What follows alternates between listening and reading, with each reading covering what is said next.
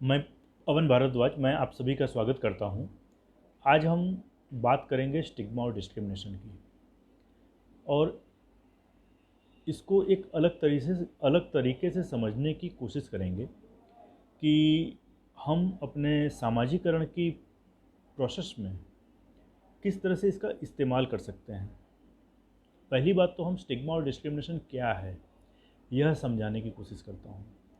Basically मैं HIV programme देखता हूँ, तो मैं इसको HIV के नज़रिए से बताता हूँ कि कई तरह की बीमारियाँ होती हैं, उसमें कई बीमारियों के साथ कुछ सामाजिक कलंक जुड़े होते हैं, और इन्हीं सामाजिक कलंकों की वजह से यह बीमारियों से जो दिक्कत होती है, या तो इंसान को बीमारियों से जो सहन करना पड़ता है, उससे ज़्यादा इस कलंक के वजह से सहन करना पड़ता है। जैसे कि किसी इंसान को HIV हुआ, तो हम यानी समाज उसको क्या बीमारी हुई और उस बीमारी से उसको क्या दिक्कत है, इसको छोड़कर वो क्यों हुई, कैसे हुई, उसका चरित्र कैसा है, इन सब बातों पर ज़्यादा फोकस करने लगते हैं।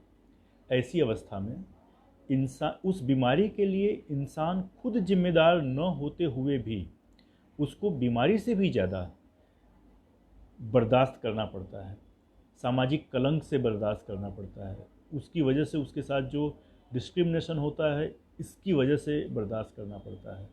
और इन्हीं सब वजह से शायद बीमारी उतना दुख नहीं देती, लेकिन यह जो स्टिग्मा और डिस्क्रिमिनेशन है वो उसे दुखी करता है।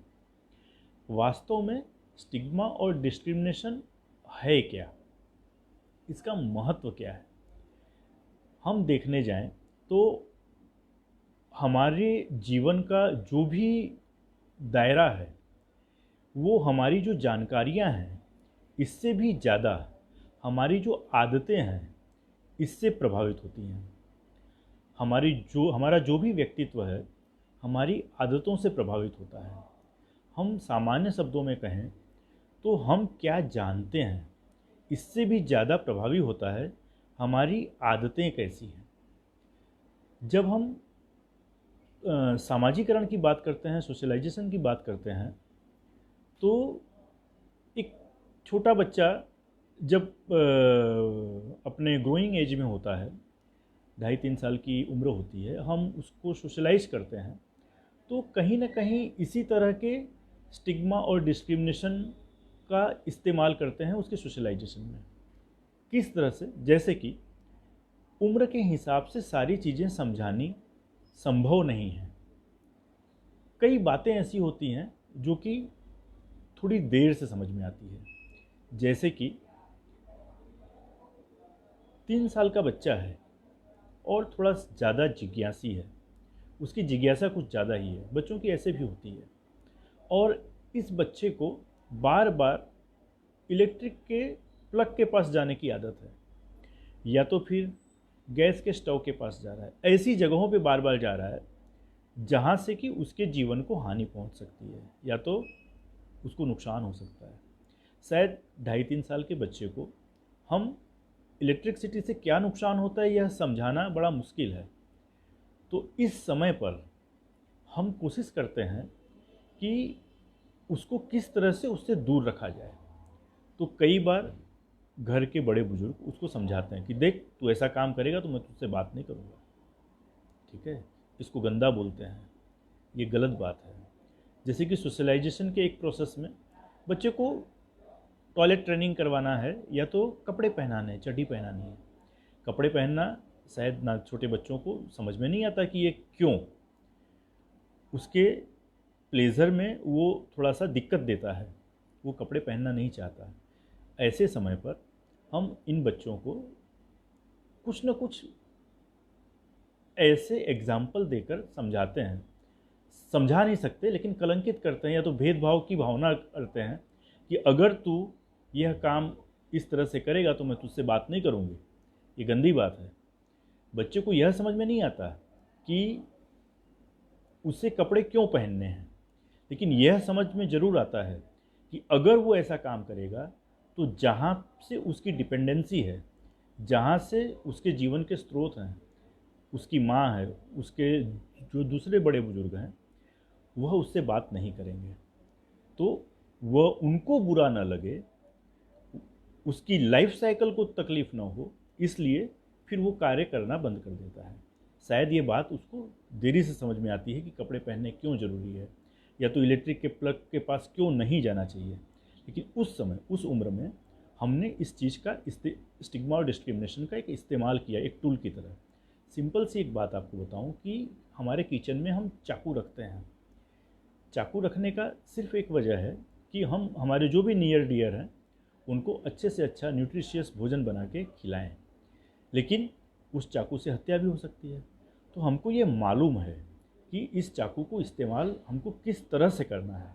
इस चाकू का इस्तेमाल वायलेंस के लिए नहीं करना है, लेकिन इस चाकू का इस्तेमाल क्रिएशन के लिए करना है।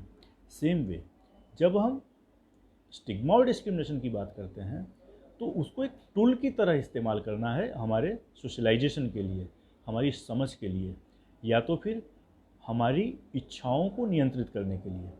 वास्तव में एक दूसरी तरह से मैं आपको समझाऊं तो हर बच्चे को हमको कॉस्ट एनालिसिस, हमारी इच्छाओं किस कीमत में पड़ती हैं, ये समझाना ज़रूरी है। अगर यह समझ में आएगा तभी उसको नियंत्रित भी की जा सकती है। कई बार हमारी जो हमको ड्राइव करती है हमारी इच्छाएं, और इच्छाएं कभी ज़रूरी नहीं है कि वो सोशल फ्रेम में ही हैं, क्योंकि डिज़ायर हमेशा सोशल फ्रेम के बाहर भी हो सकती है, सोशल फ्रेम के अंदर भी हो सकती है। तो ऐसी बातों को समझाने के लिए बच्चों में एक आदत डालनी ज़रूरी है कि हम जो भी कार्य करने जा रहे हैं वो किस कीमत पे पड़ेगा, उसकी कॉस्ट क्या होगी। जैसे कि अगर एडोलेशन स्टेज का बच्चा है, उसकी कई डिज़ायर्स हैं जो कि सोशल फ्रेम में शायद आती भी होंगी और नहीं भी आती होंगी। सोशल फ्रेम जो मैं बता रहा हूँ उसका मतलब ये होता है कि हम चीज़ें कभी सही गलत नहीं होती, लेकिन आपका जिस समाज में आप बड़े होते हैं उस समाज के जो मानांक हैं वो उसको सही या गलत बनाती हैं। जैसे कि मैं एक एग्जांपल देना चाहता हूँ कि मैं एक हिंदू कम्युनिटी से आता हूँ। इस कम्युनिटी में शायद मेरे नज़दीकी रिश्ते में मैं शादी ब्याह नहीं कर सकता क्योंकि वह कलंकित हैं, लेकिन वही अगर मैं मुस्लिम कम्युनिटी से आऊँ तो मैं अमुक नज़दीकी रिश्तों में शादी ब्याह कर सकता हूँ, उसमें कोई कलंक की भावना नहीं है। तो यह दो समाज के दो अपने फ्रेम हैं और उनको उस हर व्यक्ति को अपने समाज के इस फ्रेम को रिस्पेक्ट करना चाहिए और ज़रूरी भी है, तभी यह सामाजिक ढांचा अच्छी तरह से चलता है।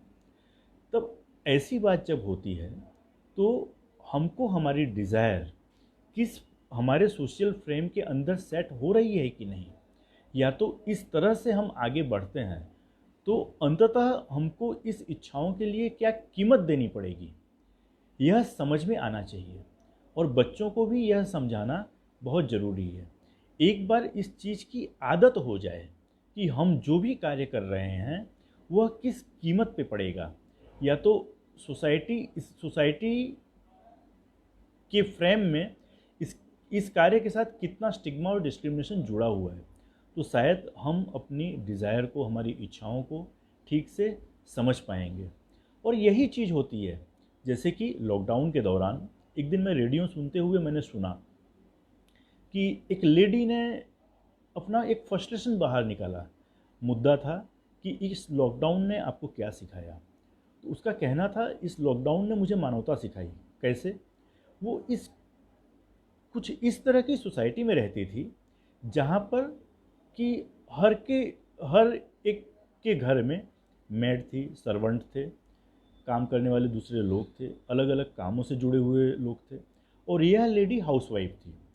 तो सोसाइटी के लोग इस लेडी को हमेशा देसी डामचियो, गुजराती एक वर्ड है कि एकदम गंवार औरत, देसी डामचियो के नाम से बुलाते थे।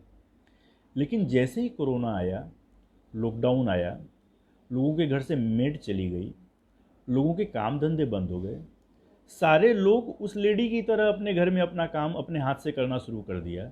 तो उस लेडी का कहना था कि इस लॉकडाउन ने मेरे ऊपर जो टैबू लगा हुआ था, मैं खुश थी अपने काम में, लेकिन क्या मालूम क्यों सोसाइटी में बाहर निकलते वक्त मुझे दिक्कत होती थी कि मुझे कुछ लोग कुछ अलग नज़रिए से देख रहे हैं। तो मुझे ऐसा लगा कि इस लॉकडाउन ने मुझे ये एहसास दिलाया कि मेरी तरह ही सारे लोग हैं, मेरे में और लोगों में कोई बहुत ज़्यादा फ़र्क नहीं है। तो हमेशा जब आप स्टिग्मा और डिस्क्रिमिनेशन के भाव को व्यक्त करते हैं या तो इसका इस्तेमाल करते हैं, तो हमेशा यह याद रखिए कि यह एक सोशलाइजेशन का टूल है जो कि आपके सामाजिक आपको अपने सामाजिक दायरे में रखता है। जैसे कि आपकी जो बच्चों की ग्रोइंग एज है या तो आपके जो रिश्ते हैं, आपके परिवार के जो लोग हैं, हम चाहते हैं कि हम हमेशा इंडिपेंडेंट रहें, लेकिन हम इतने भी इंडिपेंडेंट न हो जाएं कि अपनों से दूर हो जाएं। इसलिए इंटरडिपेंडेंसी भी बहुत ज़रूरी है।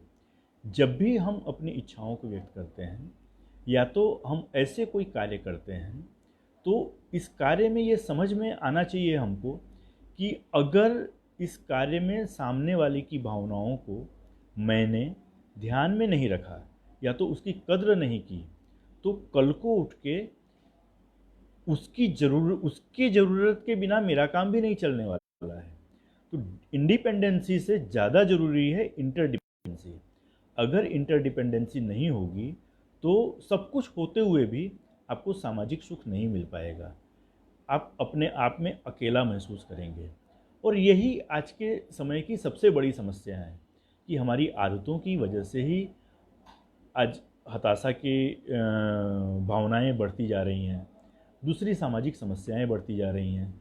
जो सोशल सपोर्ट मिलना चाहिए, जो इंटरडिपेंडेंसी की वजह से मिलता है, वो सपोर्ट कम होते जा रहा है। और जैसे मैंने पहले कहा कि आपके पास कितनी जानकारी है, इससे ज़्यादा आपकी आदतें कैसी हैं, आप किन आदतों के साथ जुड़े हुए हो, यह आपके व्यक्तित्व को ज़्यादा बेहतर बनाता है। जैसे कि आपके पास जानकारी बहुत है कि सुबह में उठने से, योगा करने से, अच्छे रहन सहन से, खान पान से आपकी सेहत अच्छी रहेगी, लेकिन आपकी आदतों में इसमें की कोई भी चीज़ नहीं है। दूसरी बात कि आपके पास जानकारी कोई नहीं है, लेकिन आपकी आदतें बहुत अच्छी हैं। आप सुबह में 4 बजे उठ जाते हो, ब्रह्म मुहूर्त में जल्दी से तैयार हो जाते हो, सबकी कद्र करते हो। तो उसके बेनिफिट आपको अपने आप मिलेंगे। आपके पास कितनी भी जानकारी होगी, लेकिन आपकी आदतें सही नहीं होंगी तो उसका लाभ आपको या समाज को नहीं मिल पाएगा। सीधी सी बात है कि अगर आपको आदतें अच्छी बनानी हो तो जिस तरह से मैंने कहा, स्टिग्मा और डिस्क्रिमिनेशन को एक टूल की तरह इस्तेमाल करना है। अगर वो टूल की तरह इस्तेमाल करेंगे तो यह चीज़ें ज़्यादा अच्छी तरह से आप सुधार पाएंगे। जैसे कि मैं सेक्सुअल हेल्थ के फील्ड में काम करता हूँ। कई बार ऐसी अवस्थाएं पैदा होती हैं जीवन में कि हमको सारी समझ होने के बावजूद भी हम हमारी इच्छाओं को समाज के दायरे में रखने के लिए, समाज के दायरे में रखने का मतलब है कि स्टिग्मा और डिस्क्रिमिनेशन के भय की वजह से हम कई ऐसे कार्य नहीं करते। हम कहने का मतलब है, मैं अपनी खुद की बात करता हूँ कि मैं कई ऐसे कार्य नहीं करता हूँ जिसमें कि मेरी डिज़ायर होती है, लेकिन मुझे यह डर रहता है कि यह समाज के फ्रेम में सही नहीं है और अंततः इसका फ़ायदा मुझे और मेरे समाज को पूरी तरह से मिलता है। तो आज मैं अपनी इतनी बात करके ही बात पूरी करूँगा कि स्टिग्मा और डिस्क्रिमिनेशन को अगर आप अच्छी तरह से समझेंगे, उसको आप एक टूल की तरह इस्तेमाल करेंगे, एक औजार की तरह इस्तेमाल करेंगे, जैसे कि किचन के अंदर रखा हुआ चाकू है, तो आप कई चीज़ों को बहुत ज़्यादा अच्छी तरह से संवार सकते हैं। अपनी पर्सनालिटी, अपने बच्चों को कई बातें ज़्यादा अच्छी तरह से समझा सकते हैं। हाँ, लेकिन यह सारे कार्य करते वक्त आपको उसको टूल की तरह इस्तेमाल करना है। आपको मालूम होना चाहिए कि मैं यह भय, मैं यह कलंक की भावना या तो मैं यह डिस्क्रिमिनेशन का भय क्यों पैदा कर रहा हूँ। ठीक है, धन्यवाद।